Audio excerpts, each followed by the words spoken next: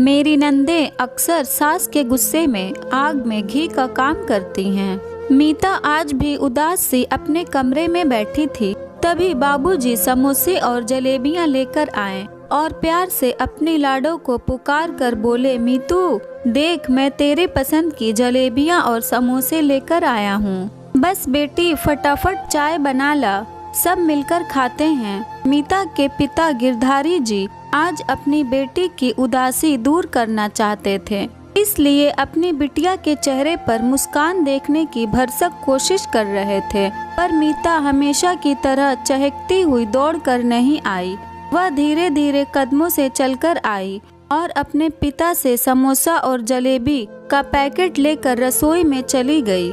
दूर सबके लिए मीता की यह हरकत अप्रत्याशित थी। यही मीता शादी के पहले इतना चहकती रहती थी और समोसे और जलेबी देखकर तो नाचने ही लग जाती थी। फटाफट अदरक कूट के चाय बना लाती और सबको बुला लेती।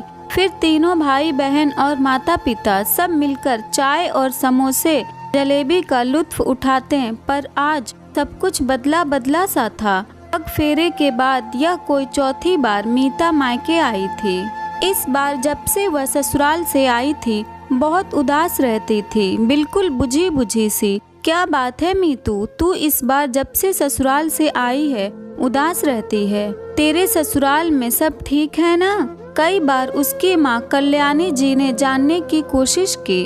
उनके लिए बेटी के हृदय की था लेना बहुत मुश्किल हो रहा था। चंचल बातूनी बिटिया ससुराल से खामोश होकर आए तो माँ को चिंता होना स्वाभाविक है। पापा, माँ, नीता हो या भैया हो, घर में हर कोई पूछता कि मीता तुम इतनी गुमसुम क्यों हो, क्या बात है? लेकिन मीता सबकी बात को टाल जाती। 4 दिन हो गए थे उसे ससुराल से आए हुए।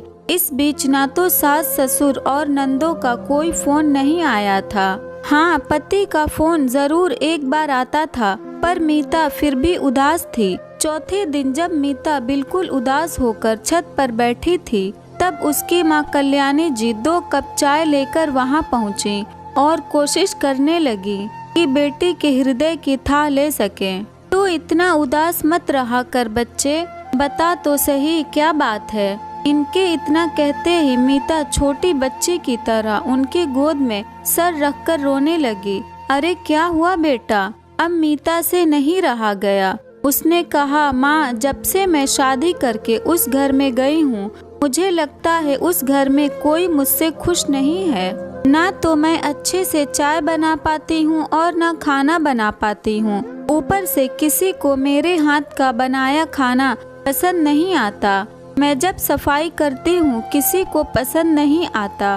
वो रोज के कपड़े भी आयरन करते हैं, जबकि मैं संडे के संडे करती हूँ। ऐसी ही बहुत सारे काम है जिसमें मुझसे गलती हो जाती है। मेरी तरफ से ही सब गड़बड़ होता है। बेटा, इसमें परेशान होने की कौन सी बात है?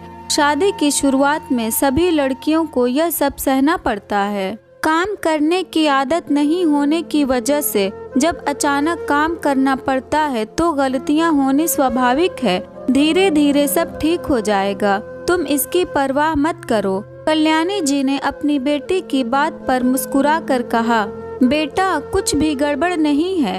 हर नए घर में सेटल होने में टाइम लगता है। कोई भी चीज एक बार में सही नहीं हो जाती। तुम थोड़ा समय तो दो, तुम्हें थोड़ी मेहनत लगेगी।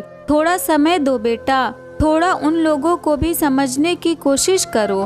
धीरे धीरे सब ठीक हो जाएगा। वह सब तो मैं सही कर लूंगी माँ, लेकिन मैं जो भी काम करती हूँ उनमें मेरी नंदे मीन मेख निकालती हैं और कभी कभी सास मेरी प्रशंसा करने भी लग जाती हैं तो मेरी दोनों नंदे आकांक्षा और अंकिता मेरी शिकायत करने लग जाती हैं। और कभी जो थोड़ी सी भी गलती हो जाती है तो उसे बढ़ा चढ़ाकर सास के गुस्से की आग में घी डालने का काम करती हैं। यह बात भी बहुत बड़ी नहीं है मेरी बच्ची।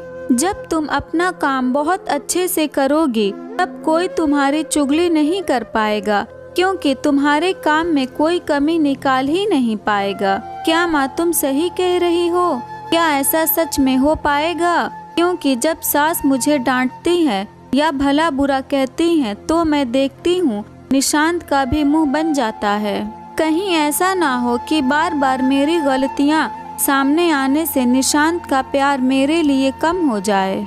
मैं उसका प्यार नहीं खोना चाहती माँ। मैं उस घर में अपने पति के प्यार के सहारे ही तो हूँ। अगर उसका प्यार भी मुझसे खो गया तो अगर मेरी इतनी गलतियाँ देखकर वह भी मुझसे नफरत करने लगेंगे तब मैं कैसे जीऊंगी, कहकर और जोर जोर से रोने लगी मीता। वैसे तो कल्याणी जी से अपनी बेटी का रोना नहीं देखा जा रहा था, लेकिन उसे समझाना भी जरूरी था। इसलिए बिना भावुक हुए स्वर को संयत रखते हुए मीता के सिर पर हाथ फेरते हुए समझाने लगी। देखो मीता बेटा, मैं तुम्हें पहले ही बोल चुकी हूँ कि अभी काम में गलतियाँ होना स्वाभाविक है। इस पर दुखी होना इतना जरूरी नहीं है, क्योंकि तुम अभी अनाड़ी हो, उस घर के नियम कानून भी नहीं जानती और रसोई के गुण भी नहीं जानती। तो बेहतर है कि घर के जो काम तुम्हें नहीं आते या फिर जो नियम कानून नहीं समझ में आती वह सब अपने सास से पूछ लिया करो, क्योंकि वह घर की मुखिया हैं और बड़ी हैं। जब कोई बड़ा होता है और उन्हें उनके बड़प्पन का एहसास कराया जाता है, उन्हें पर्याप्त सम्मान दिया जाता है, तब वह भी अपने आप के प्रति जिम्मेदार हो जाते हैं और छोटों के साथ खराब व्यवहार नहीं करते। जब तुम्हारी सास को यह लगेगा कि तुम उनकी जगह नहीं ले रही हो, बल्कि उनसे बेटे की तरह सब कुछ पूछकर काम कर रही हो और घर के उनके अनुसार अभी भी चल रहा है, तब उनका डरा हुआ मन तुम्हारे प्रति प्रेम और अपनेपन से भरना शुरू हो जाएगा। मैं कुछ समझी नहीं माँ, तुम कहना क्या चाहती हो? मीता ने बड़ी उलझन भरी निगाह से माँ को देखकर पूछा। बेटा, मैं यह कहना चाहती हूँ कि अपनी सास को पर्याप्त सम्मान दो। वह बुजुर्ग हैं तो उन्हें बड़प्पन दो और घर के महत्वपूर्ण निर्णय अपनी सास से पूछ कर लिया करो। इससे उन्हें तुम पर गुस्सा भी नहीं आएगा और उनका विश्वास तुम पर जमेगा। वह तो फिर भी ठीक है माँ, वह कभी डांटती हैं तो कभी कभी प्यार भी करती हैं, पर यह जो दोनों नंदे हैं ना, यह दोनों एकदम जासूस की तरह मेरे पीछे पड़ी रहती हैं। इनका क्या करूं? अभी अभी तो कहा था ना मैंने बेटा कि बड़ों को सम्मान देने के साथ छोटों को प्यार दिया जाता है, तो तुम्हें दोनों नंदों को प्यार देना होगा। अपने किसी किसी काम में इन्हें भी शामिल किया करो और साथ ही तुम्हें थोड़ा त्याग करना पड़ेगा, क्योंकि यह घर की बेटियां हैं और भाभी के आने से इन्हें लगता है कि इनकी जगह छीनने वाली हैं, इसलिए वह तुमसे ऐसा व्यवहार कर रही हैं। वह जब यह देखेंगी कि तुम उन दोनों को भी प्यार कर रही हो और उसके भैया को उनसे नहीं छीन रही हो, तब वह दोनों तुम्हारी चुगली नहीं किया करेंगी और तुम पर विश्वास करने लगेंगी और उनको तुमसे कोई शिकायत का मौका नहीं मिलेगा। दरअसल घर की बेटियां जब देखती हैं कि भाभी आ गई हैं और भैया बदल रहा है, फिर उन्हें अपने भाई का स्वाभाविक प्रेम और लगाव खत्म होता हुआ दिखता है, तो इसी से असुरक्षित होकर और दुखी होकर वह अपनी भाभी की चुगली और शिकायत करने लग जाती हैं। ओह माँ, तो यह बात है आकांक्षा और अंकिता के मुझसे नाराज होने की। मुझे लगता था कि मैं ही बुरी हूँ, मुझे काम नहीं आता और मैं फूहड़ हूँ, इसलिए वह दोनों सास के गुस्से में आग का काम करती हैं। मीता ने मासूमियत से कहा तो उसकी माँ को अपनी भोली बिटिया पर बहुत ही प्यार आया। उन्होंने मीता का माथा चूमते हुए आगे कहा, देख मेरी लाडो, तुम ऐसी गलती मत करना जैसी गलतियाँ लगभग हर नवविवाहित करती हैं। जैसे कि तुम लोग कहीं भी घूमने जाओ तो तुम्हें थोड़ा त्याग करना पड़ेगा कि कभी कभी उनको भी साथ लेकर जाओ। कभी तुम और निशांत बाजार हाट या कहीं और जाओ तो अपनी दोनों नंदों के लिए कोई न कोई गिफ्ट लेकर जरूर आओ। हो सके तो सास ससुर के लिए भी कोई उनके काम का कोई सामान लेकर आया करो। इससे घर में सब प्रसन्न होंगे और तुम्हें बहुत दिल खोल कर अपनाएंगे और नंदे तुम्हारी चुगली तुम्हारी सास से करना छोड़ देंगी और तुम्हारी बुराई भी नहीं किया करेंगी।